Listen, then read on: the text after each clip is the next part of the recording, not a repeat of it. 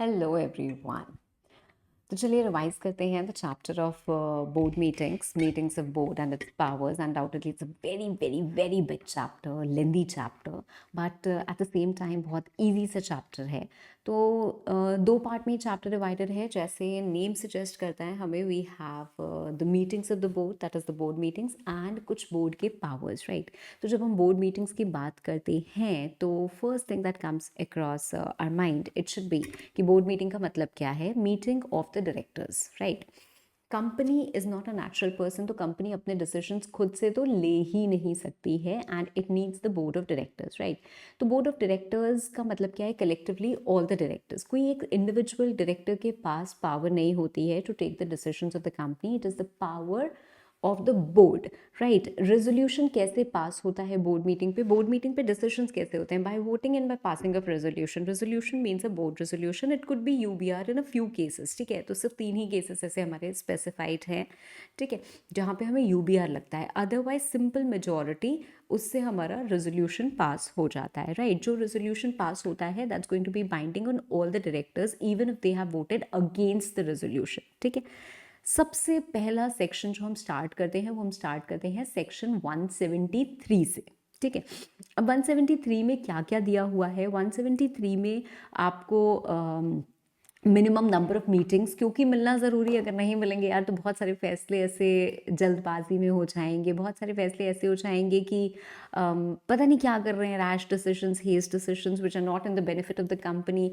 तो यार जब हम डायरेक्टर्स को अपॉइंट करते हैं ना, although minimum number of directors needed are 1, 2 and 3, राइट। बट जब हम उनको अपॉइंट करते हैं तो हम देखते हैं वो डाइवर्सिफाइड तरीके से हम अपॉइंट करें ताकि डायरेक्टर्स कंट्रीब्यूट करें कंपनी के डिसीजन मेकिंग में, है ना।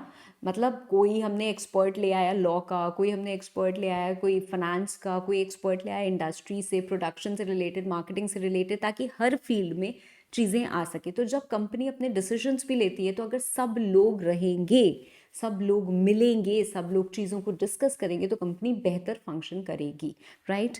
सो फर्स्ट सेक्शन 173(1) बात करता है about minimum number of board meetings, about the gap, about the notice, about participation and all of that, right. Section 173 बात करता है। अब सबसे पहले क्या बोला गया है कि हर कंपनी आप अपनी फर्स्ट बोर्ड मीटिंग करोगे within 30 days. First board meeting to be held within 30 days of incorporation. इसके बाद आती है मिनिमम नंबर ऑफ मीटिंग्स। तो मिनिमम नंबर ऑफ मीटिंग्स कितनी होती हैं? 4, ठीक है, 4 एवरी ईयर, ठीक है। जब हम ईयर की बात कर रहे हैं तो यहाँ पे वी हैव बीन स्पेसिफाइड, मतलब ईयर का मतलब अगर फाइनेंशियल ईयर स्पेसिफाइड नहीं है तो दैट्स अ कैलेंडर ईयर, ठीक है। तो आपको क्या करना है? आपको क्या करना है? There are have to be 4 board meetings in every year, 4 board meetings in every year, ठीक है। ओके मैम, तो ये तो जनरल बात है। इसके साथ साथ एक बात और दी गई है, वो क्या बोली गई है कि आपकी मीटिंग्स के बीच का जो गैप होता है it should not be more than 120 days. मतलब एक बोर्ड मीटिंग अगर आपने 1 अप्रैल को की तो second board meeting has to be done within 120 days, the next board meeting has to be done within 120 days, ठीक है। तो हर जो गैप होता है ना वो 120 डेज से कम का होना चाहिए, या 120 डेज मैक्सिमम हो सकता है, उससे ज़्यादा का नहीं हो सकता है, ठीक है ना। OPC, if you have just one director, undoubtedly आपको तो मीटिंग करने की ज़रूरत ही नहीं है। किससे मिलोगे यार? अपने आप से थोड़ा कोई मिलता है, मिलने के लिए एक इंसान तो ज़रूरी है ना, तो आप नहीं मिल सकते हो, ठीक है। ओके मैम, सेक्शन 8 कंपनी के केस में minimum 1 meeting in every 6 months. OPC small और डॉर्मेंट के केस में minimum 1 meeting in half year, और gap between 2 meetings minimum 90 days का होना चाहिए। ऐसा क्यों रखा गया है? क्योंकि कई बार लोग ऐसे करते हैं कि अच्छा आधे आधे साल में एक एक मीटिंग करनी है, एक यहाँ कर लेते हैं, एक यहाँ कर लेते हैं, और बाकी टाइम नहीं मिल रहा है। तो इनके बीच का गैप जो है मिनिमम 90 डेज का होना चाहिए, that is why this has been specified, right.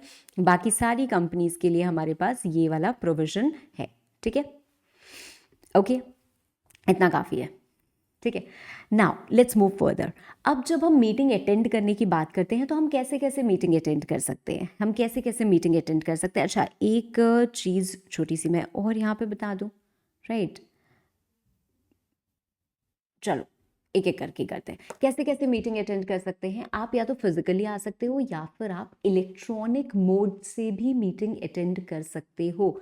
Electronic mode से मीटिंग अटेंड कर सकते हैं, इसका मतलब क्या है मैम? इलेक्ट्रॉनिक मोड का मतलब है एवी, ठीक है, या video conferencing, audio video visual means, या फिर वीडियो कॉन्फ्रेंसिंग के थ्रू आप मीटिंग अटेंड कर सकते हो। Is it allowed? Yes it is allowed. अगर कंपनी वो ऑप्शन नहीं दे तो अगर वो आपको ऑप्शन चाहिए तो company has to give you, ठीक है, आपका ऐसा नहीं हो सकता कि कंपनी नहीं देगी। तो आप दो तरीके से मीटिंग अटेंड कर सकते हो, but when ever the meeting is happening through video conferencing, या हो सकता है कि 5 डायरेक्टर्स उसमें से कोई एक बोलता है कि आई एम नॉट अवेलेबल और वो बोलता है कि मैं अटेंड करूंगा मीटिंग थ्रू एवी मीन्स, तो कंपनी उनको अरेंजमेंट्स करके देगी। और ऐसा नहीं कि कैसे भी अरेंजमेंट कर दिया चलो तुम ज्वाइन कर लेना। देखो AV means could it need not necessarily be, it could be WhatsApp video call also, ठीक है। तो आपके अब बहुत सारे तरीके हैं, बट अब जब आप इन सब चीज़ों का ध्यान रख रहे हो कि हम ऐसे मीटिंग कर रहे हैं, तो आपको और चीज़ों का भी ध्यान रखना पड़ेगा। क्या चीज़ों का ध्यान रखना पड़ेगा? कि आप इतने अरेंजमेंट्स करो कि ऐसा नहीं हो सडनली कनेक्शन लॉस्ट, ठीक है, तो फेलियर हो गई मीटिंग। नहीं, ऐसा नहीं होना चाहिए आपका। In fact the chairperson as well as the company secretary, क्योंकि मीटिंग को बुलाने का काम होता है company secretary in consultation with the chairperson, ठीक है। तो company secretary is the authority which is responsible for calling and convening of meeting, and chairperson के साथ में मिलकर वही काम करते हैं। तो चेयरपर्सन है CS, आप लोगों को क्या करना पड़ेगा? You have to take reasonable care regarding what? First, security and integrity, ठीक है, कि मतलब कौन मीटिंग अटेंड कर रहा है कम से कम देखिए, आप आइडेंटिफाई कर पाओ उस बंदे को, ठीक है। Ensure the proper availability of equipment, जो जो नेसेसरी, ऐसा नहीं होना चाहिए मीटिंग स्टार्ट हो रही, oh my god where is this, हमारे पास माइक नहीं है, हमारे पास ये नहीं है, हमारे पास वो नहीं है, स्पीकर नहीं है, कैसे सुनेंगे, ये करेंगे वो करेंगे। तो आपको प्रॉपर फैसिलिटीज़ और इक्विपमेंट्स का ध्यान रखना पड़ेगा, ठीक है। Next is recording, it is very important, आपको मीटिंग रिकॉर्ड करनी है। तो रिकॉर्ड करने के लिए आपके पास प्रोविजन होना चाहिए, जैसे maybe you are attending that meeting through Zoom call, तो आपकी जूम मीटिंग रिकॉर्ड होनी चाहिए, ठीक है। And you should you'll prepare the minutes thereafter, ठीक है। सेफ कीपिंग ऑफ रिकॉर्ड्स, जब आपकी रिकॉर्डिंग हो गई, sometimes the recordings are generated electronically only, we rename it and we keep it right safely. कभी कभी आपका जैसे अगर वैसे जनरेट हुआ है, so you'll mark the tape and you'll keep it safely, ठीक है। जैसे आपकी पेन ड्राइव में है या कुछ भी है तो आप उसको मार्क करोगे, you label it and you'll keep it safely, ठीक है। कब तक ये आप सेफली रखोगे? जब तक उस साल का ऑडिट नहीं हो जाएगा तब तक, okay. Then you have to ensure कि ऑथराइज्ड अटेंडेंस ही है। इसका मतलब क्या है? कई बार ऑनलाइन मीटिंग हो रही है, पता नहीं यार किसके साथ हो, कहाँ बैठे हो, है ना। तो बड़े बड़े कंपनीज में जब बोर्ड मीटिंग हो रही है, they might be discussing a lot of confidential things and you can not give access to anyone कि भाई वो भी सुन रहा है मीटिंग में क्या बातें हो रही हैं, तो ऐसा नहीं हो सकता है, ठीक है। Next, ensure proper audio visual का मतलब क्या है? Everyone should be able to see, this is not a class like this कि मैं बोल रही हूँ आप सुन रहे हो, ऐसा नहीं है, ठीक है। यहाँ पे क्या हो रहा है? It is a concurrent meeting that's going on, right? So everyone should be able to hear and see each other. हम उसको देख पाएँ, सुन पाएँ, वो हमें देख पाए, सुन पाए, because that's what is needed, right? Sometimes there are people who are differently abled, तो उनके लिए वो रिक्वेस्ट कर सकते हैं and somebody may be allowed to accompany that person, right? Okay, so ये चीज़ क्लियर है? ओके, नाउ जब हम नोटिस भेजते हैं, which will be reading about, जब हम नोटिस भेजते हैं अपने सारे डायरेक्टर्स को कि देखो इस दिन मीटिंग है and you have to come, then in that notice we also specify that you also have the option to participate through AV, ठीक है। और ये उसकी नेसेसरी इंफॉर्मेशन है, ठीक है। जब हमारी ये ऑनलाइन मोड के थ्रू मीटिंग होती है तो चेयरमैन क्या करता है? They take a roll call. Roll call is as good as taking an attendance, ठीक है। Now supposedly there are 5 directors who are participating in the meeting, ठीक है, और हमें कम से कम 2 डायरेक्टर चाहिए थे ताकि हमारी मीटिंग्स वैलिडली कन्वीन हो पाए। That was the quorum. Now you have read about it, तो I can go in one go and explain you everything, है ना, रिकॉल एवरीथिंग। तो क्या ये बंदा जो AV मोड से मीटिंग अटेंड कर रहा है will be counted for quorum? The answer is yes, he will be counted for quorum, ठीक है। ओके, अब जैसे अगर हमारे पास 3 एजेंडा थे, पहला एजेंडा जब खत्म होगा तो चेयरपर्सन क्या करेगा, अनाउंस करेगा कि ये एजेंडा था, these are the directors who have dissented, इन्होंने अगेंस्ट वोट किया और ये हमारा रेजोल्यूशन पास हुआ है। साइमल्टेनियसली क्या होगा, after every agenda minutes, draft minutes बनते जाएंगे। जब वो अनाउंस करते हैं ना, चेयरपर्सन जब अनाउंस करता है तो हम उसको नोट करते जाते हैं, ड्राफ्ट बनाते जाते हैं। जब मीटिंग एंड हुई तो ये ड्राफ्ट हम सर्कुलेट कर देते हैं टू ऑल द डायरेक्टर्स। ठीक है, अब वो डायरेक्टर्स, क्योंकि यार मीटिंग ना ऑनलाइन ऑफलाइन इस तरीके से अगर चल रही है तो हम सबको सर्कुलेट कर देते हैं, सब उसको वाउच करते हैं फॉर द एक्यूरेसी कि हाँ ये बात ठीक है, ठीक है, ठीक है। और अगर किसी को कुछ ऐड करना होता है या कोई कुछ डिफर करता है तो वो बताता है। ठीक है, so within 15 days it's circulated and they get the time and they have to confirm, और confirm उनको करना होता है within 7 days, अगर और as may be decided by the board, अगर उतने टाइम में उन्होंने confirm नहीं किया तो ये मान लिया जाता है कि उनके एंड से कोई भी प्रॉब्लम नहीं है एंड इट्स अप्रूव्ड। ठीक है, तो जब मीटिंग हमारी सब चीज़ें हो गई, मिनट्स हमारी उसके बाद मिनट्स बुक में चले जाते हैं। ठीक है, so I hope that's clear, right. I had the entire procedure written over here, right? Okay. So roll call, then deem signing of register, then identification before speaking, interruption या disturbance नहीं होना चाहिए, voting through roll call, chairperson summary announce करेगा, the draft of minutes is created and this I already told you, then they are entered in the minutes book and signed by the chairperson. Next आते हैं हम important section पे, that is still section तो अभी हमारा पहला वाला ही चल रहा है, but अब हम आते हैं नोटिस पे। नोटिस ऑफ बोर्ड मीटिंग, क्या ये ज़रूरी है? अनडाउटेडली हमें पता कैसे चलेगा डायरेक्टर्स को कि हाँ आज मिलना है, आज मीटिंग होने वाली है? तो ये तो पता ही नहीं चलेगा। So notice of board meeting is undoubtedly necessary. Now notice at least 7 days before the meeting. तो अगर आपको मीटिंग शेड्यूल करनी है may be on coming 7th तो आप, या 8th तो आप 1st को मीटिंग नोटिस भेज दोगे। ठीक है, now it is as good as very simple, 8 - 1 is 7, right? वैसा सिंपल वाला कैलकुलेशन होता है, नो क्लियर डेज कैलकुलेशन है यहाँ पे। So you include one, you exclude the other, right? That's how you calculate it. किसको भेजेंगे? हर डायरेक्टर को। हर डायरेक्टर मतलब कोई डायरेक्टर ऐसा है जिसने बोल दिया यार हमें नोटिस वोटिस भेजने की ज़रूरत है, उसको भी भेजेंगे। कोई ऑल्टरनेट है उसको भी भेजेंगे, एडिशनल है उसको भी भेजेंगे, इंडिपेंडेंट है उसको भी भेजेंगे, हर किसी को भेजेंगे। कहाँ भेजेंगे मैम? हैंड डिलीवरी दे दो ऐसे, या फिर पोस्ट कर दो। कहाँ? डायरेक्टर का जो एड्रेस हमारे पास रजिस्टर्ड है उस पर, या फिर इलेक्ट्रॉनिक मीन्स से दे दो, मतलब जो ईमेल रजिस्टर्ड है उस पर हम मेल भी कर सकते हैं। ठीक है, कौन भेजता है? As I told you before, CS, and कई बार अगर CS आपकी कंपनी में नहीं है तो जो भी पर्सन ऑथराइज्ड है वो। ठीक है, notice, this is I hope already clear. अब आती है बात, कई बार ऐसा भी होता है कि we need to transact something really urgent. Urgent मतलब क्या है कि ये कॉन्ट्रैक्ट हमारे हाथ से निकल जाएगा and we need to think about this particular contract, तो हमें मिलना बहुत अर्जेंट है and we need to meet it immediately. अभी हम ऐसा नहीं कर सकते कि हम 7 दिन बाद मिलेंगे। तो ऐसी सिचुएशन में क्या शॉर्टर नोटिस दी जा सकती है? Yes, for urgent matter it is allowed, but at least one independent director has to be present.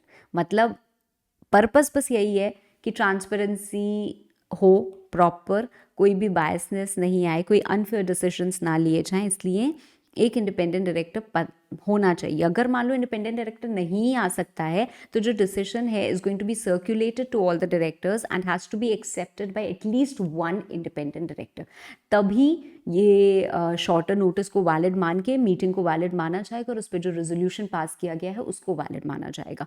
Okay fine, okay, now you have to give the notice to all the directors. If you do not send the notice to even one director तो आपका क्या माना जाएगा? पूरी की पूरी meeting को void मान लिया जाएगा, invalid मान लिया जाएगा। fine, okay, next we move to section 174, that is quorum for board meeting. quorum क्या होता है? minimum number of directors जो हमें चाहिए ही चाहिए ताकि हम एक वैलिड मीटिंग को कन्वीन कर सकें। ठीक है, अगर इतने नहीं आएंगे मैम तो फिर यार मीटिंग नहीं हो सकती।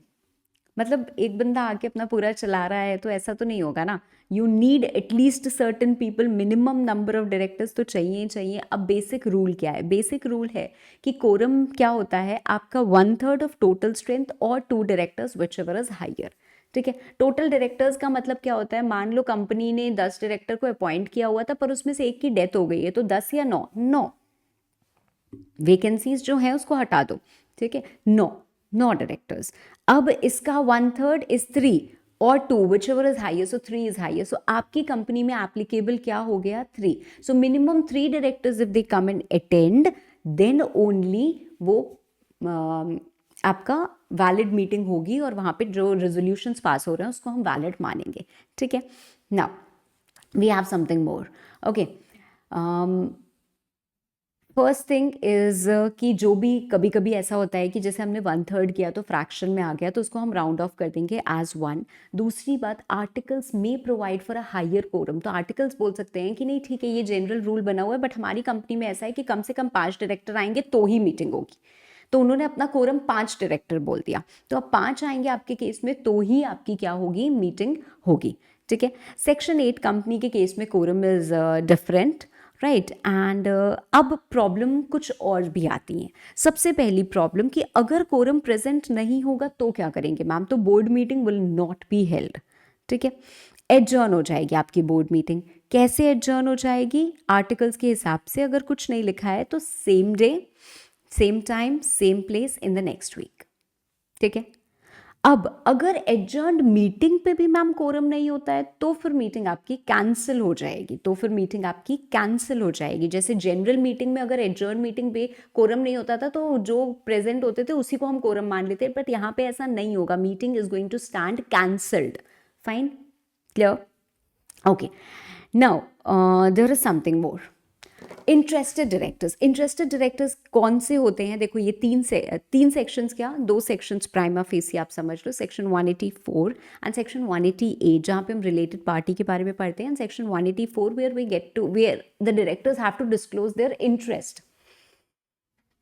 तो अगर हमारे पास इंटरेस्टेड डायरेक्टर्स हैं, मतलब कोई डायरेक्टर है, he is interested in a particular contract, how will he be interested in a particular contract? Company contract कर रही है एक ऐसी कंपनी के साथ जिसके 50% शेयर्स तो मेरे ही पास हैं, I am the director of this company and उस कंपनी के 50% शेयर्स मेरे ही पास है, so somehow I am in control of that company also, and ये 2 कंपनी कॉन्ट्रैक्ट कर रही है, so I am interested in this contract, yes you are. अब ऐसे कॉन्ट्रैक्ट में जिसमें मैं इंटरेस्टेड हूँ, should I participate? No, I should not participate, right? So I will not participate, I will not vote, and I am not going to be counted for the quorum also, ठीक है, I will not be even counted for the quorum, ठीक है ma'am.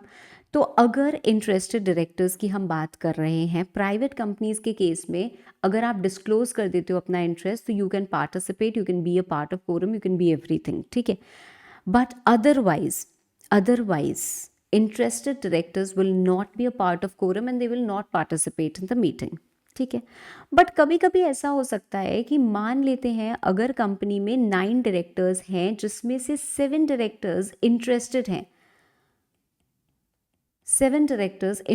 हैं और हमारा quorum जो है वो कोरम है 3, तो क्या ये कोरम हमारा पूरा हो सकता है? नहीं हो सकता है, क्योंकि 7 डायरेक्टर इंटरेस्टेड है ना, 2 नॉन इंटरेस्टेड डायरेक्टर सिर्फ और सिर्फ 2 ही बचे, तो अगर वो दोनों आ भी जाएंगे तो भी आपका कोरम तो पूरा नहीं हो पाएगा ना।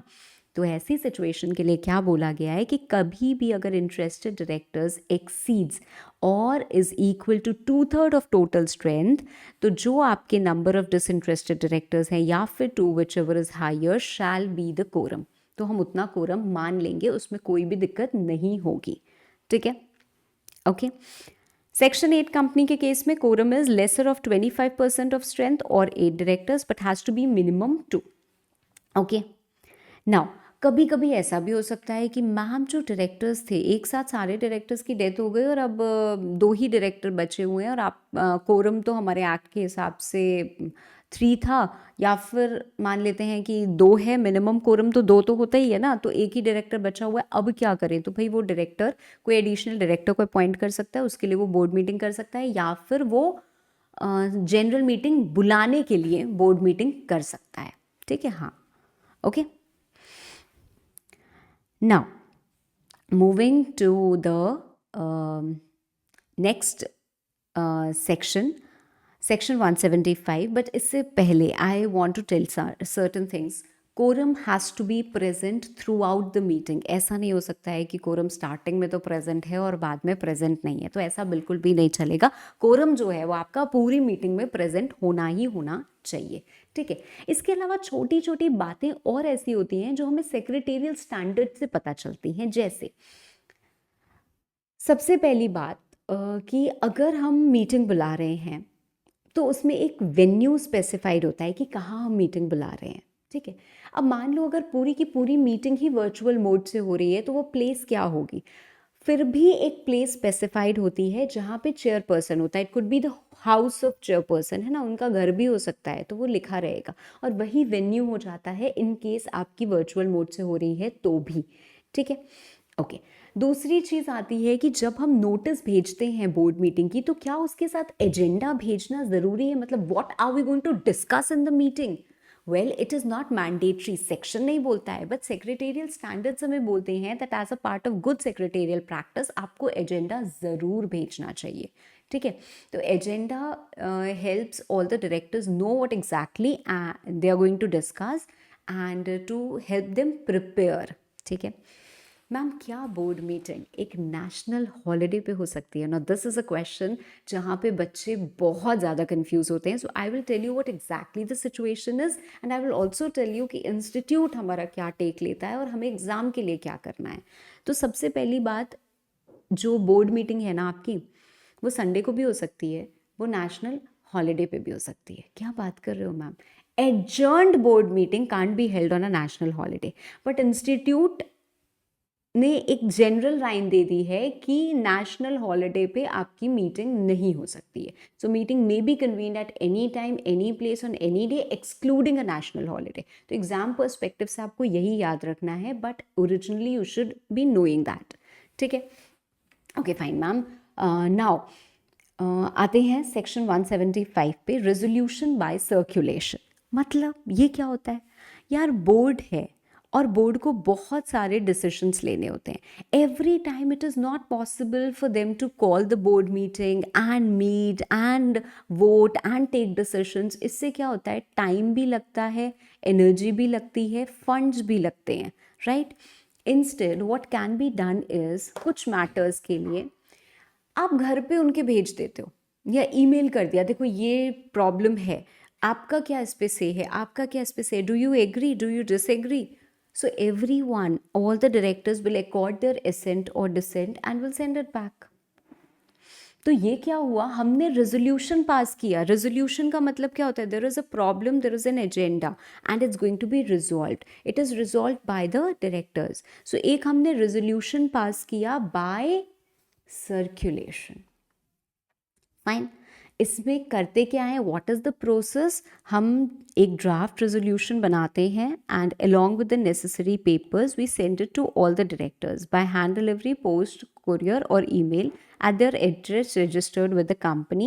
When we get the approval by majority, तो हम subsequent board meeting में उसको incorporate करके minutes में डाल देते हैं, ठीक है।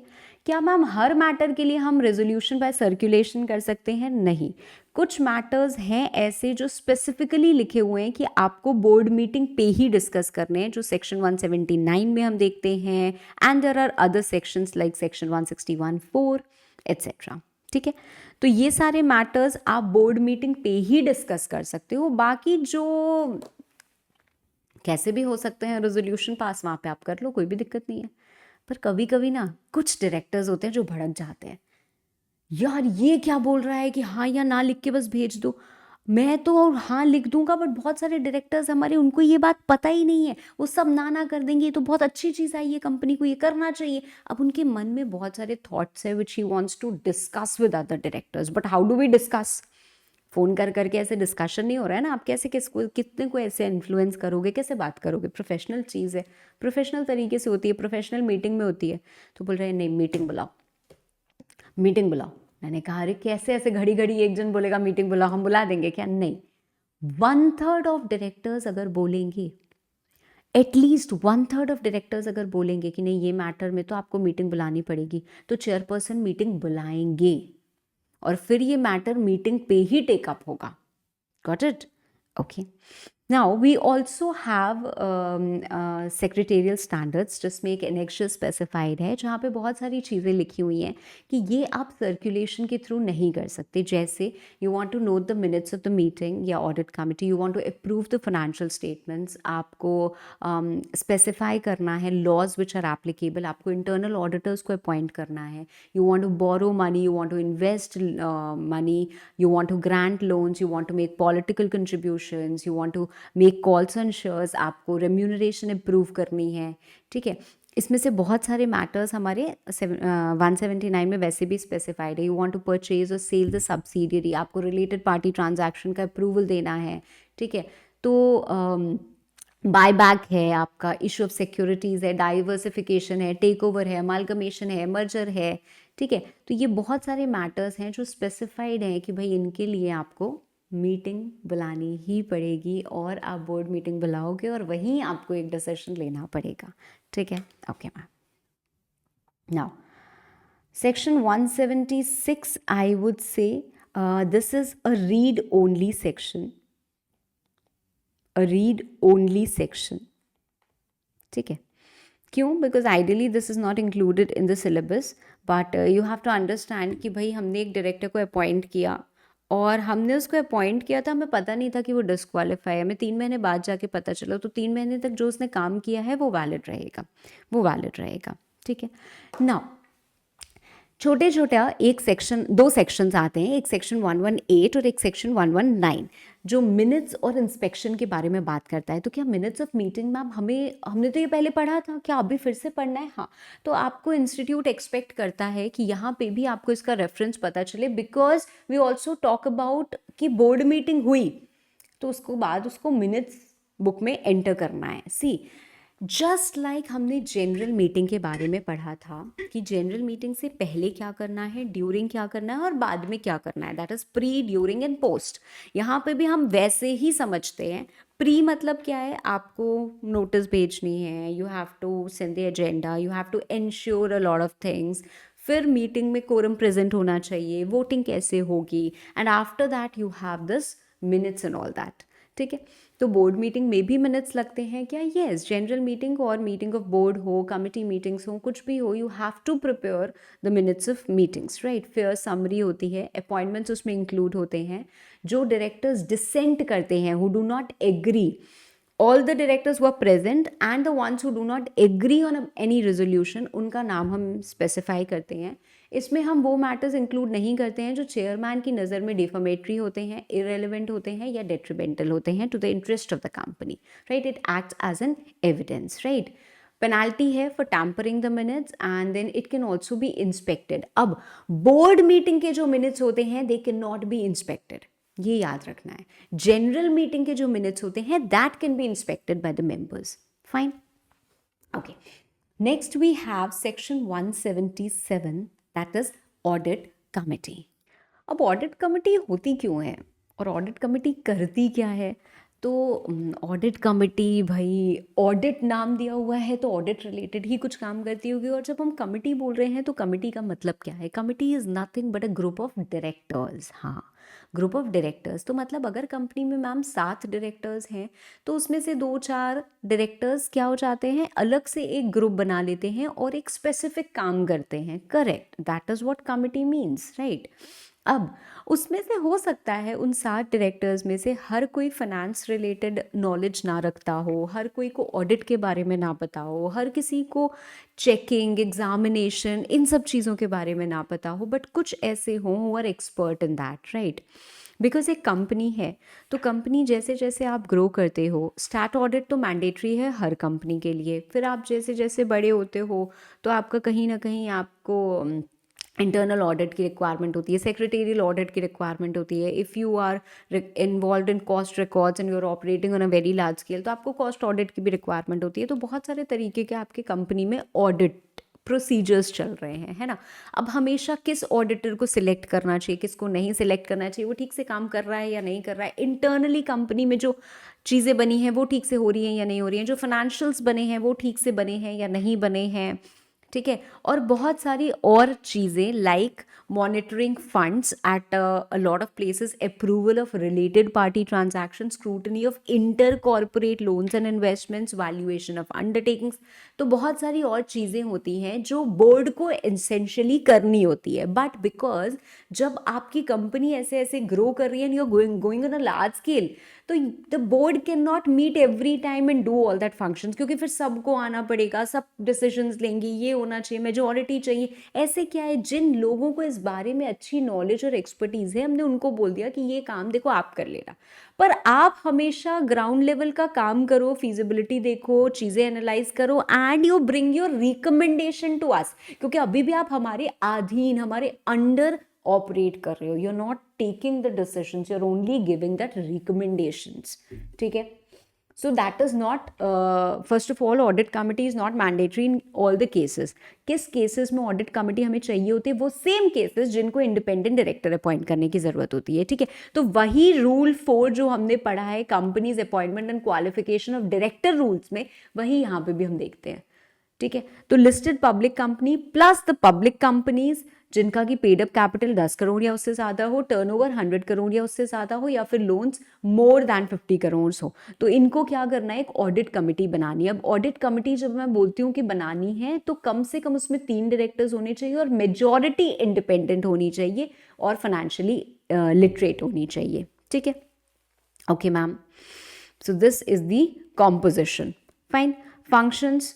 They will recommend the appointment and remuneration of the auditors. They will review the auditor's performance, examine the financial statements and auditor's report. In fact, जब फाइनेंशियल स्टेटमेंट्स बनते हैं तो पहले ऑडिट कमिटी उसको रिव्यू करती है और उसके बाद it is placed before the board for signing. तो वो बोर्ड क्या करेगा? इनसे पूछेगा कि हाँ बताओ भाई आपको क्या लगता है, क्या क्या प्रॉब्लम है, तो ऑडिट कमिटी बताएगी. ठीक है. तो वही उनका काम है. Scrutiny of loans, valuation of undertakings, evaluation of internal control, monitoring use of public fund, specially जब हम पैसे रेज करते हैं ना पब्लिक से, जैसे हमने आईपीओ निकाला और उसके बाद उसके फंड्स रेज किए, तो उसके फंड्स कहाँ यूज हो रहे हैं, क्या सही जगह पे यूज हो रहे हैं या नहीं हो रहे हैं, ये भी ऑडिट कमिटी इंश्योर करती है. ठीक है. ये भी ऑडिट कमिटी इंश्योर करती है. Now apart from that, we also have something called as related party transactions. Related party transactions. And जब हम related party transactions करते हैं या पढ़ते हैं, तो उसमें एक चीज़ और पढ़ते हैं, that is called as omnibus approval. ठीक है. अब ये क्या होता है? तो related party transactions क्या होते हैं?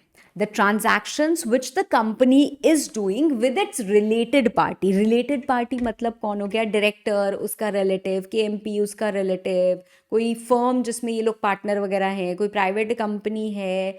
ठीक है. अभी हम पढ़ेंगे रिलेटेड पार्टी के बारे में. तो ये सारी क्या हो गई? हमारी रिलेटेड पार्टी एंटिटीज हो गई. अब कंपनी अगर इनके साथ ट्रांजैक्शन करेगी तो क्या चाहिए? अप्रूवल चाहिए. कैसा अप्रूवल चाहिए मैम, और क्यों चाहिए अप्रूवल? क्यों चाहिए अप्रूवल? देखो, Section 188 में there are 7 transactions which have been specified. अगर इन 7 transactions में से आप कुछ भी करते हो तो आपको क्या लगेगा? तो आपको अप्रूवल चाहिए होता है. किसके साथ कर रहे हैं हम? रिलेटेड पार्टी के साथ कर रहे हैं. जैसे सेल ऑफ गुड्स. तो अगर कंपनी अपने गुड्स बेचना चाहती है टू रिलेटेड पार्टी, तो उनको क्या लगता है? अप्रूवल लगता है. किसका अप्रूवल लगेगा? ऑडिट कमिटी का अप्रूवल लगेगा. ठीक है. अगर आप इसमें कवर्ड नहीं हो तो ऑडिट कमिटी सिर्फ अपने रिकमेंडेशंस देती है कि whenever you are transacting with related party, this is how you should do things. ठीक है. अदरवाइज आपको क्या लगता है? अप्रूवल लगता है. अगर आपका अमाउंट जो है वो 1 करोड़ या उससे कम है, तो आपने अप्रूवल नहीं भी लिया तो भी ऑडिट कमिटी उसको 3 महीने के अंदर अंदर रैटिफाई कर सकती है. Otherwise it's going to be avoidable at the option of audit committee. Okay. ठीक है मैम. ये रैटिफिकेशन वाली चीज़ हम वहाँ पे भी देखते हैं. फिलहाल हम यहाँ पे भी देख लिया है हमने. ठीक है. अच्छा, कॉन्ट्रवेंशन के लिए हमारे पास पेनाल्टी है. अब आते हैं हम ऑमनिबस अप्रूवल पे. ऑमनिबस अप्रूवल, इसका मतलब क्या होता है मैम? ऑमनिबस अप्रूवल का मतलब होता है one time approval for a series of transaction. Her related party transaction जो कि स्पेसिफाइड है needs approval of audit committee. Audit committee आपको पता है, अरे यार ये तो हर ही महीने हो रहा है। मतलब एक कंपनी है और ये डायरेक्टर का रिलेटिव है, इन्होंने कंपनी ने इनसे एक बिल्डिंग ले ली है रेंट पे। अब ये क्या कर रहे हैं, हायर किया हुआ है, लीज पे ली हुई है, अब ये रेंट पे कर रहे हैं, हर महीने पे कर रहे हैं, हर महीने पे कर रहे हैं। This is a transaction which needs audit committee approval and every month is going to be paid. अब आपको पता है अभी आएगा, फिर नेक्स्ट मंथ फिर आएंगे लोग अप्रूवल लेने, फिर आएंगे अप्रूवल लेने, फिर आएंगे अप्रूवल लेने। तो ऐसी सिचुएशन में हमने अप्रूव कर दिया, चलो अगले पूरे साल का, for maximum 1 year you can give the approval at once. तो अप्रूवल दे दिया कि चलो पूरे अगले साल का मैक्सिमम 1 ईयर तक का आप क्या करो, अब आपको बार बार आने की ज़रूरत नहीं है, ठीक है। तो प्रायर अप्रूवल दिया जा सकता है for maximum 1 year. Audit committee obtains approval of board based on repetitiveness and justification, ठीक है, कि कितनी बार, कितने फ्रीक्वेंटली ये ट्रांजैक्शंस हो रहे हैं and is it justified, I mean do you need omnibus approval. तो ये दो चीज़ों के बेसिस पे ऑडिट कमिटी इन दो फैक्टर्स को कंसिडर करने के बाद क्या करती है, ऑमनिबस अप्रूवल दे देती है। बट जब आप ऑमनिबस अप्रूवल दोगे तो सबसे पहले तो आप क्राइटेरिया स्पेसिफाई करते हो कि ये क्राइटेरिया है ऑमनिबस अप्रूवल लेने का, मतलब मैक्सिमम वैल्यू ऑफ ट्रांजैक्शन इतनी होगी, मैक्सिमम वैल्यू पर ट्रांजैक्शन पूरे साल में ये, पर ट्रांजैक्शन ये, और क्या डिस्क्लोजर लगेगा, कैसे कितने इंटरवल्स पे हम रिव्यू करेंगे, कुछ ट्रांजैक्शन जिस पे ऑमनिबस अप्रूवल नहीं लग सकता, ये सब स्पेसिफाइड है, ये क्राइटेरिया बना हुआ है। इस क्राइटेरिया पे अगर आप फिट होते हो तो आप अप्रोच करोगे और आपको दो फैक्टर्स कंसिडर करने के बाद ऑडिट कमिटी क्या कर देगी, ऑमनिबस अप्रूवल दे देगी। पर वो जब ऑमनिबस अप्रूवल देंगे तो आपको इंडिकेट करेंगे, मतलब प्रॉपर्ली आप ये डिस्क्लोजर की भी चीज़ होती है and that is also needed. कौन है related party, nature of transaction क्या है, मैक्सिमम वैल्यू जो आप कर सकते हो, बेस प्राइस क्या है और कितना प्राइस में कैसे फ्लक्चुएशन या वेरिएशन हो सकता है, ठीक है, कोई भी और इन्फॉर्मेशन जो रेलिवेंट हो। Audit committee can also impose the conditions, ठीक है, स्पेसिफाई द क्राइटेरिया। अगर आप इस क्राइटेरिया पे फिट होते हो तो आप अप्रोच करोगे, वो आपको कंडीशन इम्पोज करके आपके ऑमनिबस अप्रूवल दे सकते हैं। You also have to give certain disclosures, ठीक है। मैक्सिमम 1 ईयर का ही हो सकता है, उसके बियॉन्ड नहीं हो सकता है, उसके बियॉन्ड नहीं हो सकता है, ठीक है। आई होप दैट्स क्लियर, ठीक है। चलो इसके साथ साथ आता है सेक्शन 177 में something called as vigil mechanism. Now vigil mechanism again not mandatory for all the companies. तो किन कंपनीज के लिए मैंडेटरी है, हर listed company and certain prescribed classes of companies. Prescribed classes of companies का मतलब क्या है, वो कंपनीज जिन्होंने डिपॉजिट्स लिए हो पब्लिक से या फिर जिनकी borrowings are in excess of 50 crore. This is not same as audit committee. Audit committee से अलग है विजिल मैकेनिज्म। विजिल मैकेनिज्म होता क्या है मैम, भाई vigil mechanism is like providing an opportunity to the whistle blowers, है ना। अगर मुझे दिख रहा है, मैं कंपनी में काम कर रही हूँ, I am an employee and I can clearly see, oh my god, ये जो बंदा है ये तो बहुत भयंकर फ्रॉड में इन्वॉल्व है, और ये क्या कर रहा है, हर दिन ये कुछ ना कुछ, जो आपका मैनेजर है मान लेते हैं, हर दिन ये कुछ ना कुछ क्या कर रहा है, कुछ थेफ्ट कर रहा है, विंडो ड्रेसिंग कर रहा है, मैनिपुलेशन कर रहा है in the accounts. You know this, but what if you go and report this, आप जा ही नहीं पाओगे। क्यों? क्योंकि आप ऊपर तक पहुंच ही नहीं सकते ना। आपको कुछ भी बोलना है तो आपको किसको बोलना है, अपने मैनेजर को। हम अपने मैनेजर को जाके बोलेंगे कि तुमने ऐसा किया है, सीधे वो कुछ ना कुछ चीज़ में फंसा के हम ही को बाहर कर देगा, राइट। तो विजिल मैकेनिज्म मतलब क्या होता है, एक ऐसा तरीके का सिस्टम जहाँ पे the persons can reach that chairperson of the audit committee, ठीक है। क्योंकि अगर आपकी कंपनी में ऑडिट कमिटी है तो ऑडिट कमिटी ही इस विजिल मैकेनिज्म को देखती है। अगर ऑडिट कमिटी नहीं है तो समबडी हु इज ऑथराइज्ड और बोर्ड जिसको नॉमिनेट करता है वो देखता है, ठीक है। क्योंकि ऐसा हो सकता है, different companies are required to constitute audit committee and different companies are required to constitute vigil mechanism, ठीक है। विजिल मैकेनिज्म बेसिकली वहाँ ज़्यादा होता है जहाँ पे बोरोइंग्स ज़्यादा हो, ठीक है, पैसे ज़्यादा हो या हमने पब्लिक से डिपॉजिट्स लिए हों, ठीक है, एंड ऑफ कोर्स लिस्टेड तो आ ही जाता है, ठीक है। तो अब क्या हो रहा है, अब क्या हो रहा है यहाँ पे, विजिल मैकेनिज्म बेसिकली अगर मुझे किसी की रिपोर्ट करनी है या किसी की चीज़ वो कंप्लेन करनी है, मुझे पता है कि यहाँ पे ऐसा ऐसा हो रहा है, I should be able to report, right, and it should provide me some prevention और सेफ गार्ड अगेंस्ट विक्टिमाइजेशन, कि मैंने रिपोर्ट किया तो मैं विक्टिम ना बन जाऊँ, मुझे ही ना ये लोग भगा दें, बाहर कर दें, या मुझे डिमोट कर दें, या मेरे साथ कुछ गलत हो जाए। नहीं, ऐसा नहीं होगा, ठीक है। तो vigil mechanism is going to provide safeguards कि अगर आपने रिपोर्ट किया है तो आपको कुछ भी डिमोशन या आपको ये सब निकाला नहीं जाएगा। इनफैक्ट कई बार ऐसा होता है, इसका मिसयूज़ करके बहुत फालतू की कंप्लेंट्स भी आती हैं, तो उनके अगेंस्ट एक्शन भी लिया जाता है, ठीक है। और आप एनोनिमस कंप्लेंट्स भी डाल सकते हो। तो there is a whole system that how do you reach it. जैसे for a very simple reason, अगर आप कहीं गए and the washroom is not clean, what do you do? You will look for the janitor, है ना, कहाँ हो, क्या है, देखो भाई क्लीन नहीं है। अब वो आपकी बात ही नहीं सुन रहा है, आप कुछ नहीं कर सकते। पर अगर वहाँ पे एक बोर्ड लगा हुआ है और वहाँ पे क्लियरली लिखा हुआ है कि अगर क्लीन नहीं है तो आप इस नंबर पे कॉल करिए और कंप्लेंट करिए, तो अब आप कर सकते हो ना कंप्लेंट, राइट। अब आप कर सकते हो कंप्लेंट। तो वही चीज़ यहाँ पे भी स्टैब्लिश करने की कोशिश की गई है। Section 178 is NRC and SRC, Nomination and Remuneration Committee, and you also have Stakeholders Relationship Committee। अब ये दोनों क्या है? NRC क्या होता है? NRC किसको बनानी होती है? उन्हीं को जिनको इंडिपेंडेंट डायरेक्टर्स अपॉइंट करने हैं, उन्हीं को जिनको ऑडिट कमिटी बनानी है, उन्हीं को NRC भी बनानी है। मतलब वही listed public company and the company which is specified in rule 4, that is company जिसमें पेड अप कैपिटल 10 करोड़ या उससे ज़्यादा हो, टर्नओवर 100 करोड़ या उससे ज़्यादा हो, या फिर लोन्स मोर दैन 50 करोड़ हो, ठीक है। ओके मैम, उनको क्या करना है? NRC बनाना। अब जैसे ऑडिट कमेटी के केस में मैंने बताया था, वैसे ही कुछ एक्सपर्ट हो सकते हैं ना, जिनको लोगों की बहुत समझ है, जो समझ पा रहे हैं कि this is the person who is deserving, this should be the nomination, this should be the promotion policy, है ना, ये क्वालिफिकेशन क्राइटेरिया होना चाहिए, ऐसा होना चाहिए, वैसा होना चाहिए, जो ये सब पॉलिसी वगैरह सजेस्ट कर सके, ऐसे लोग, इनको हमने अलग से कर दिया है।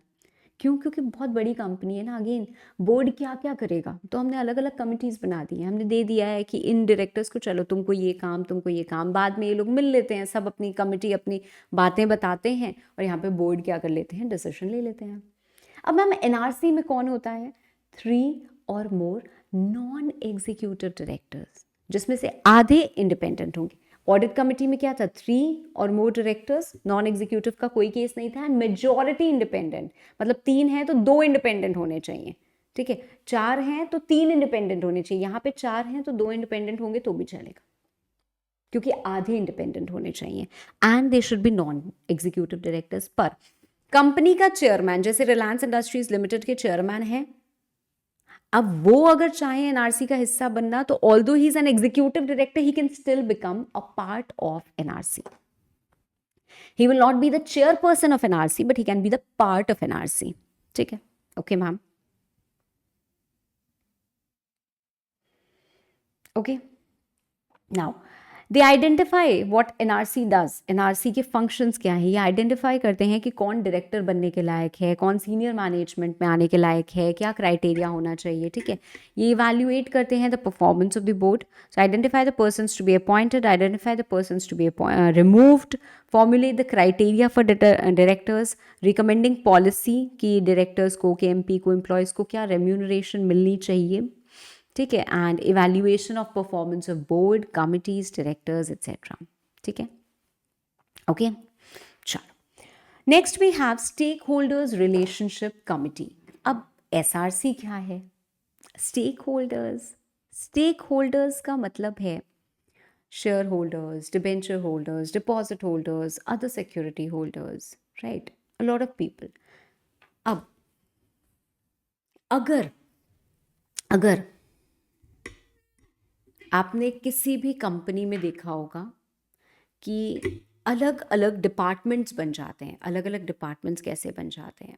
कोई छोटी सी कंपनी है, एक छोटा सा फूड आउटलेट है जहाँ पे 2-4 कस्टमर्स पूरे दिन में आते हैं, तो आपको लगता है कि उनको कोई अलग से डिपार्टमेंट बनाना पड़ेगा कि यार यहाँ से टेक अवे लेना होता है। बट अगर उनके 1000-2000 कस्टमर्स आते हैं तो उन्होंने एक सेपरेट काउंटर बनाया, टेक अवे वहाँ से यहाँ पे, ये है ना, तो आप सेग्रीगेट करते जाते हो। ठीक है। अगर मेरे पास इतने बच्चे हैं तो हो सकता है आज किसी का क्लास में कुछ प्रॉब्लम आ रही है, कहीं एरर आ रही है, कहीं ये हो रहा है, कहीं वो हो रहा है, so we have a dedicated technical team. क्यों? जब 4 बच्चे थे तो ज़रूरत नहीं थी, हम खुद ही सुन लेते थे। जितना हमें पता होता हम बता देते थे, जो और लोग हैं भाई वो बता देते थे, है ना? तो अलग से टीम की ज़रूरत नहीं थी, आज की डेट में है, ठीक है? वैसे ही अगर आपके पास बहुत सारे shareholders, debenture holders, stakeholder, deposit holders, ये सब बॉन्ड होल्डर्स हैं, तो भाई कहीं किसी का ट्रांसफ़र नहीं हो रहा, कहीं किसी को डिविडेंड नहीं मिला, कहीं किसी का शेयर सर्टिफिकेट अटका हुआ है, तो बहुत सारी प्रॉब्लम्स हो सकते हैं, ग्रीवेंसेस हो सकते हैं। इनके लिए एक सेपरेट कमिटी है जो देखेगी कि ये ग्रीवेंसेस रिजॉल्व हो रहे हैं या नहीं हो रहे हैं, ठीक है? So if the board of directors, if the company has more than 1000 stakeholders, more than 1000 stakeholders, तो आपको एसआरसी बनानी है। और आपके एसआरसी में कौन होगा? चेयरपर्सन जो नॉन एग्जीक्यूटिव डायरेक्टर होगा and other members as needed, ठीक है? Okay, next we come to section 179। अब बोर्ड कर क्या सकता है, ठीक है? पावर्स ऑफ बोर्ड है, तो बोर्ड के पास क्या पावर है ना, सेक्शन 179 में। तो बोर्ड आप हर वो काम कर सकते हो जो कंपनी कर सकती है, ठीक है? क्योंकि आप कंपनी को ही तो रिप्रेजेंट कर रहे हो, आप कंपनी के बिहाफ पे ही तो काम कर रहे हो, राइट? पर what you can't do, basically अगर कंपनी क्या कर सकती है, ये पावर्स कैसे हमें पता चलता है? कंपनी का मेमोरेंडम ऑफ एसोसिएशन है, उसमें ऑब्जेक्ट क्लॉज है, उसमें लिखा हुआ है कि may be the company can do construction, so the board you can do construction, you can pass construction contracts, आप उसमें एंटर कर सकते हो, आप चीज़ें कर सकते हो, ठीक है? So what ever is permitted in the act, what ever is permitted in memorandum, in articles or in any regulation made by the members in general meeting, मतलब उन्होंने resolution पास किया, उसके अंतर्गत, उसके within, your powers are simple. What company can do, you can do. So board can do all that a company is entitled to do, is authorized to do, subject to articles, memorandum, act and regulations or resolutions in general meeting, ठीक है? पर इसके अलावा एक चीज़ और है जो आप नहीं कर सकते हो। कौन सी चीज़? जो स्पेसिफिकली रिजर्व्ड है फॉर द मेंबर्स। जैसे कंपनी को अगर अपने आर्टिकल्स को ऑल्टर करना है तो कंपनी क्या कर सकती है? यस। पर क्या बोर्ड कर सकता है? नो। क्यों? क्योंकि ये पावर स्पेसिफिकली रिजर्व्ड है फॉर द मेंबर्स, है ना? तो अगर आर्टिकल्स ऑफ एसोसिएशन का कोई भी क्लॉज में ऑल्टर करना है तो वो कैसे होगा? शेयर होल्डर्स की परमिशन के साथ ही हो सकता है, उनके परमिशन के बिना नहीं हो सकता है, ठीक है?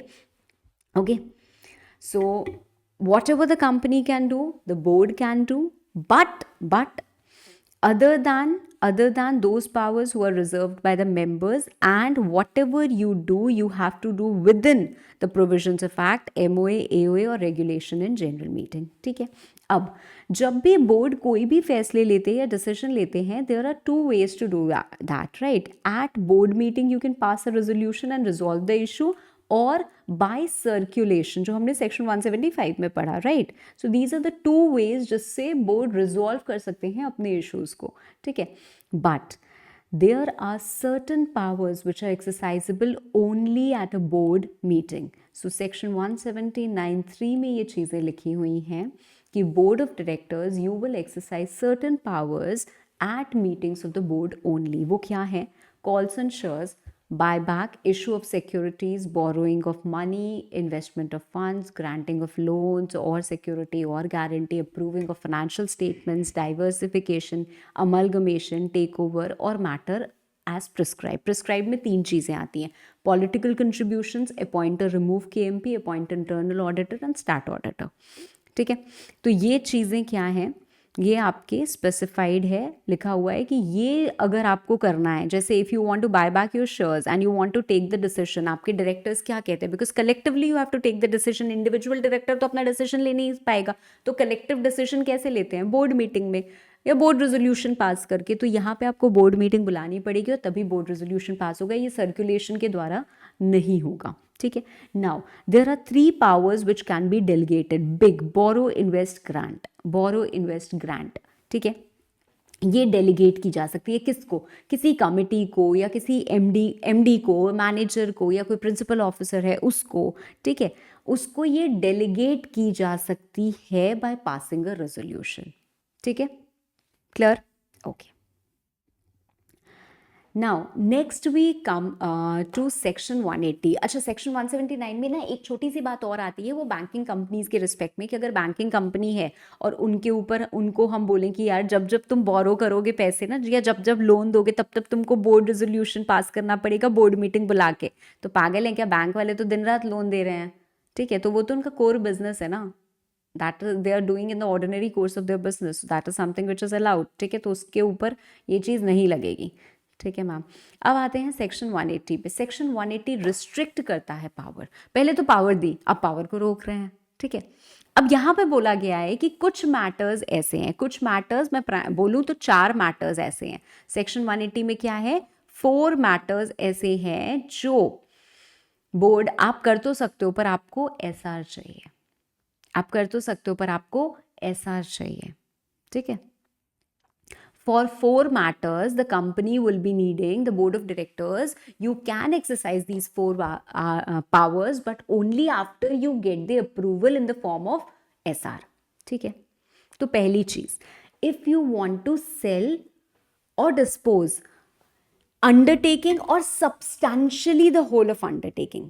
ठीक है, अंडरटेकिंग का मतलब क्या होता है, आप किसको अंडरटेकिंग मानोगे? अंडरटेकिंग का मतलब अंडरटेकिंग जहां पे आपकी कम से कम जो इन्वेस्टमेंट है that exceeds 20% of the net worth, या फिर वो आपकी 20% of the total income at least generate कर रहा हो। जैसे हमारा वेंचर हो सकता है ना, कि मान लो एक कंपनी है और वो 4 तरीके का काम कर रही है, स्टेशनरी में है पैसे लगाए हुए हैं, यहाँ कुछ इलेक्ट्रॉनिक गुड्स वगैरह में पैसे लगाए हुए हैं, तो ये आपके 4 तरीके की चीज़ें हैं। ठीक है, अब यहाँ पे हमने पैसे लगाए थे सिर्फ और सिर्फ 10 लाख रुपए, जबकि हमारी टोटल नेटवर्थ है मान लेते हैं 100 करोड़, तो यार आपने बहुत ही कम पैसे लगाए हुए हैं। ठीक है, वो आपकी एक अंडरटेकिंग क्या है, उसको तो बेच दोगे तो भी क्या पता चलेगा, पर उससे जो रेवेन्यू जनरेट हो रहा है वो मान लेते हैं कि 20 करोड़ जनरेट हो रहा है out of the total revenue of 40 crore, तो मतलब 50% रेवेन्यू उससे जनरेट हो रहा है, तो ये अंडरटेकिंग है। तो या तो अच्छा खासा रेवेन्यू जनरेट कर रही हो या फिर अच्छी खासी इन्वेस्टमेंट लगी हो। अच्छी खासी का मतलब क्या है, एक्सीड्स 20% या फिर इनकम 20% और मोर। ठीक है, तो उसको हम क्या बोलेंगे कि वो हमारी अंडरटेकिंग है। अब अगर कंपनी अपनी अंडरटेकिंग को सेल करना चाहता है, डिस्पोज करना चाहता है या लीज पे देना चाहता है, तो उसको क्या करना पड़ेगा, एसआर पास करना पड़ेगा पूरी अंडरटेकिंग को, या तो पूरी अंडरटेकिंग को या फिर सब्सटैंशियली पूरी अंडरटेकिंग को, मतलब 20% और मोर वैल्यू ऑफ अंडरटेकिंग, उसको भी सेल करना है या डिस्पोज करना है या लीज पे देना है तो भी एसआर लगेगा। ठीक है, पहली चीज हो गई। ओके, दूसरी चीज, आपको इन्वेस्ट करना है वो पैसा जो आपने कॉम्पेंसेशन से रिसीव किया है बाय मर्जर और अमालगमेशन। देखो, जो मर्जर और अमालगमेशन में कॉम्पेंसेशन मिलता है that belongs to the shareholders and it can not be invested elsewhere without their approval. ठीक है, तो आप पोस्ट ऑफिस सिक्योरिटीज वगैरह में रख सकते हो, अदरवाइज आप नहीं कर सकते हो। ठीक है, नेक्स्ट इज बोरोइंग। मैम यहाँ तो लिखा है ना बोरोइंग मनी, borrowing money मतलब board has the power to borrow money but this power can be exercised at board meeting only। Correct, correct. तो अगर आपको पैसे बोरो करने हैं तो उसमें एक लिमिट है।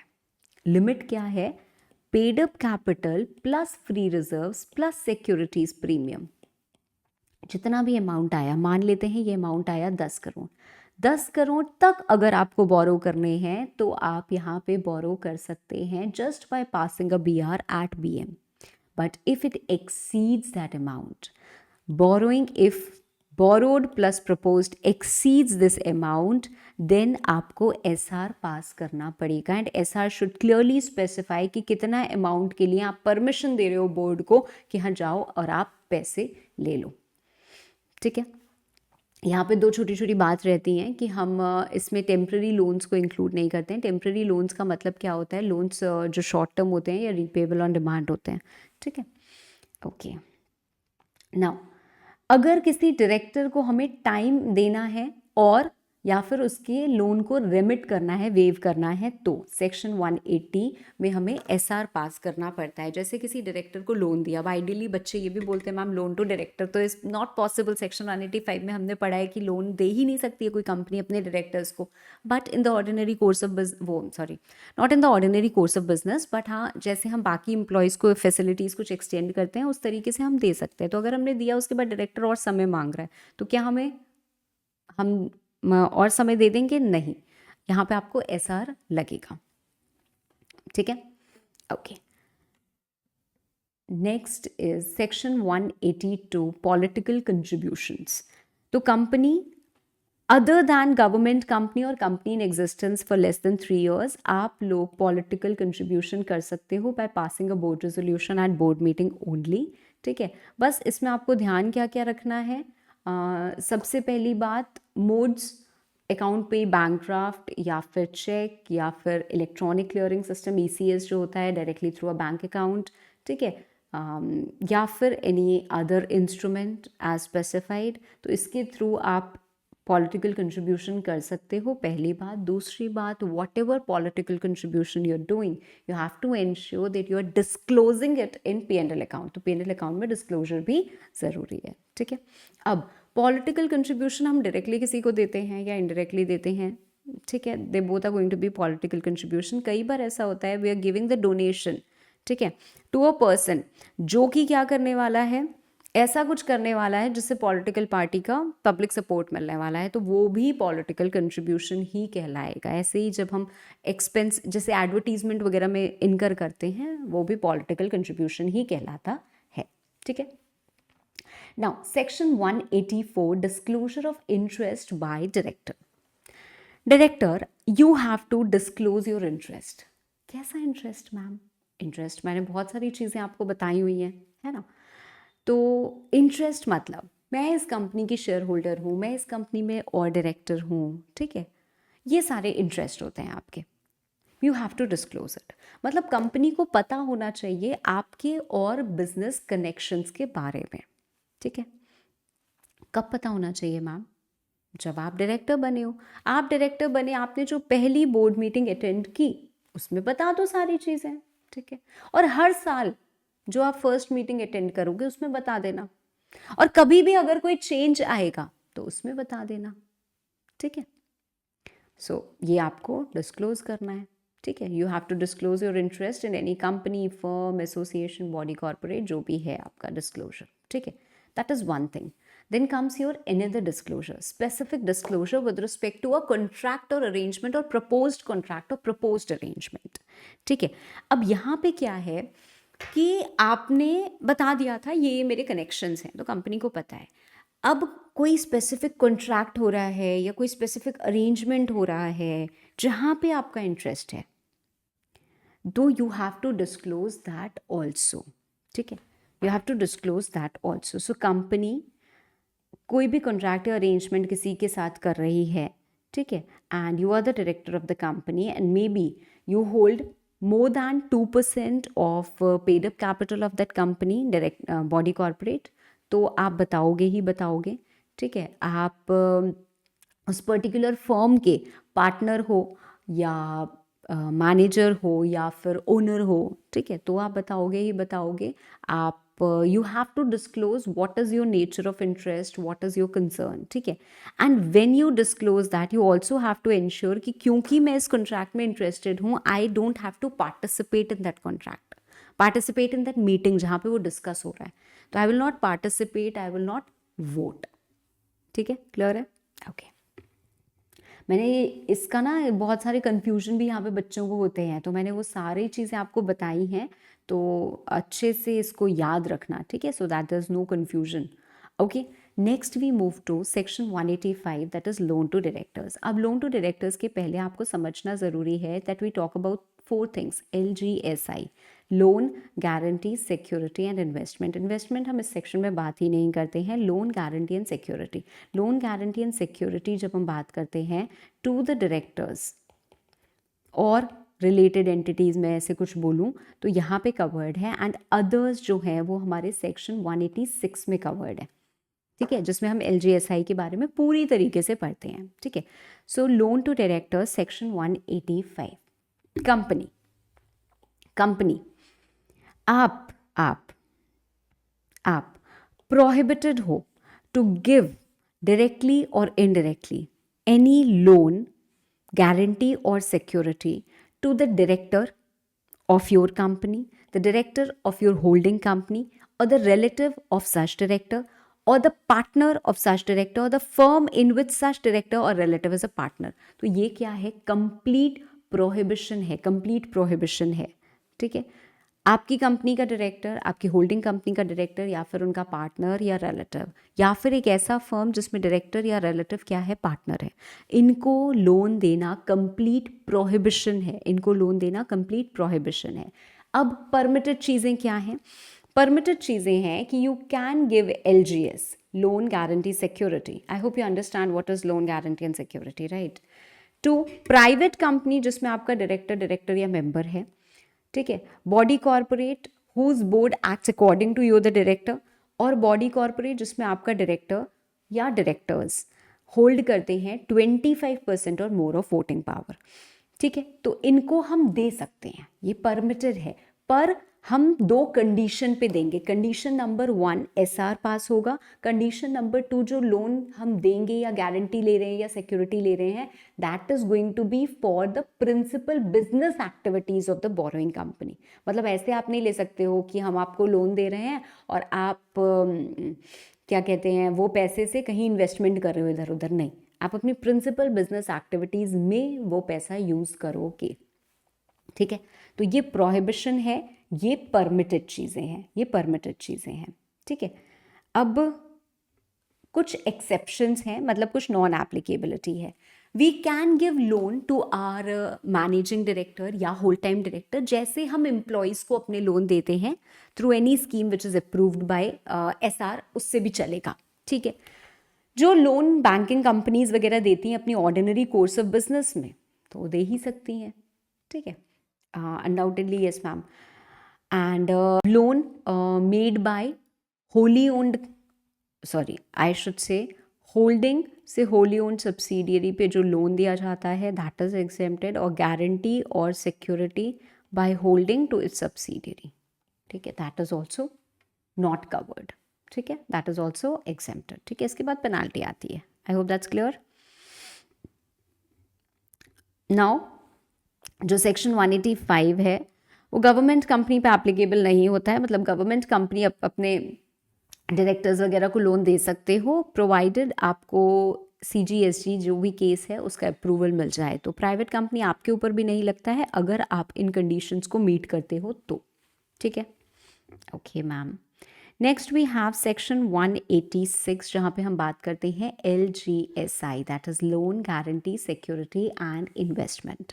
सबसे पहली चीज़, company you can't make more than 2 layers of investment subsidiaries. ठीक है, तो आप you can not make investment through more than 2 layers of investment companies. ठीक है, तो वैसे तो हमने जब सब्सिडियरी की डेफिनेशन पढ़ी थी सेक्शन 2 + 87 में, तो ही हमने पढ़ लिया था कि कोई भी कंपनी को अलाउड नहीं है कि 2 लेयर से ज़्यादा आप सब्सिडियरी बना सको, है ना।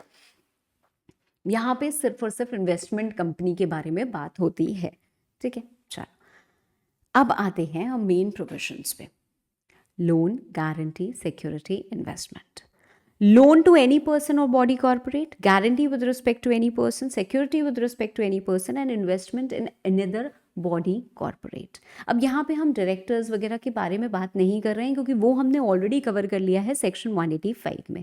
ठीक है, तो यहाँ पे मैम हम क्या बात कर रहे हैं? यहाँ पे हम बात कर रहे हैं कि कोई भी कंपनी आपको लोन देना है, किसी को भी गारंटी लेनी है, उसकी सिक्योरिटीज़ देनी मतलब सिक्योरिटी देनी है उसको, या फिर आपको इन्वेस्ट करना है in securities of a body corporate, आपको दूसरी कंपनी के शेयर्स खरीदने हैं, डिबेंचर्स खरीदने हैं, एक्सेट्रा एक्सेट्रा, तो उसकी एक लिमिट है।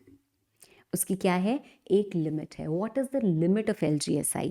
Limit of LGSI is this: higher of 100% of free reserves plus securities premium और 60% of paid up capital plus free reserves plus securities premium। ये लिमिट है। अगर इस लिमिट के अंदर अंदर हम LGSI करते हैं, LGSI का मतलब क्या है?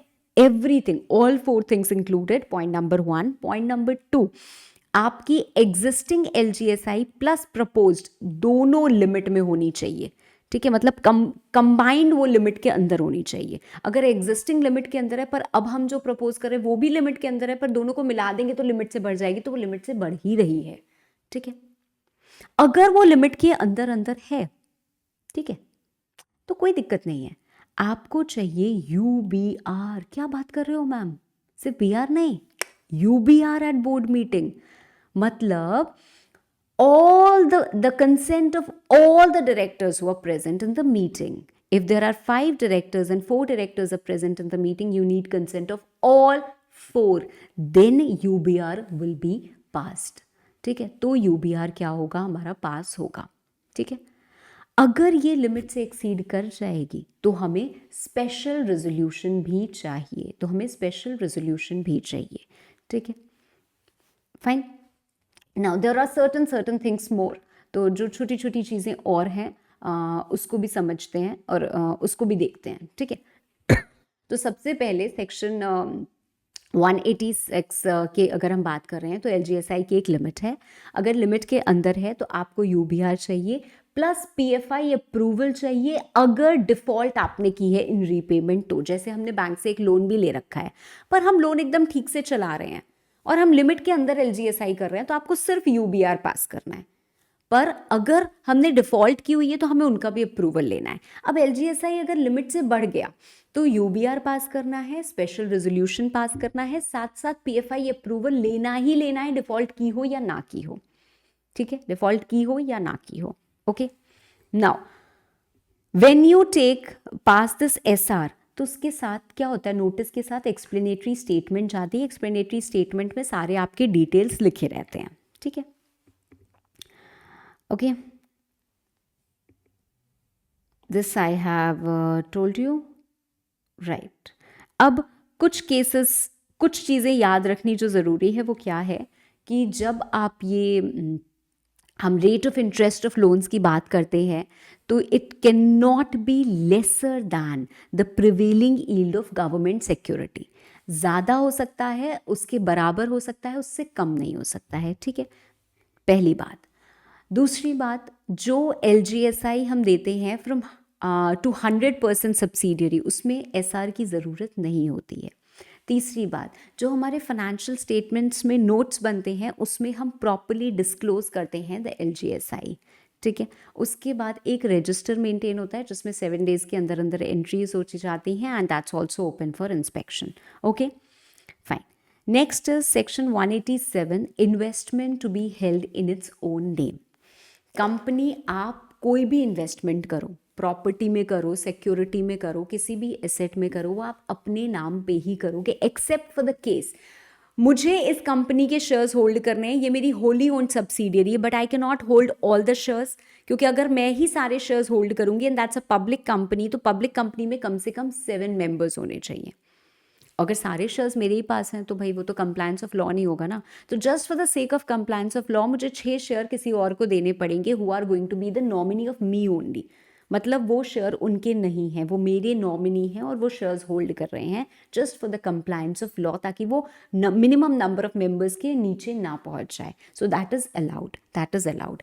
अपार्ट फ्रॉम दैट कई बार ऐसा होता है, कई बार ऐसा होता है कि हमने अपने शेयर सर्टिफिकेट्स वगैरह बैंक के पास डिपॉजिट किए हैं ताकि बैंक हमारे बिहाफ पे इंटरेस्ट या डिविडेंड कलेक्ट कर सके, अलाउड है, ठीक है? हमने SBI या कोई शेड्यूल बैंक के नाम पे कुछ सिक्योरिटीज़ कर दी हैं ताकि वो इजी फैसिलिटेट कर सके ट्रांसफ़र, पर 6 महीने के अंदर अंदर अगर ट्रांसफ़र नहीं होता है we take it back, we retransfer it, ठीक है? तो वो भी अलाउड है। तीसरी बात, हम बैंक से लोन ले रहे हैं तो हमने उनको सिक्योरिटी के रूप में दे दिए हैं कुछ शेयर्स या इन्वेस्टमेंट्स हमारे, तो वो भी अलाउड है, ठीक है? चौथी बात, हमारे शेयर्स डीमैट फॉर्म में है, so it is not exactly in our name but depository के थ्रू है, तो ऑब्वियसली वो तो होगा ही होगा, तो वो भी अलाउड है। तो ये क्या हो गए? एक्सेप्शंस हो गए। Again register has to be maintained in MBP3 at registered office which is going to be open for inspection and preserve permanently, ठीक है?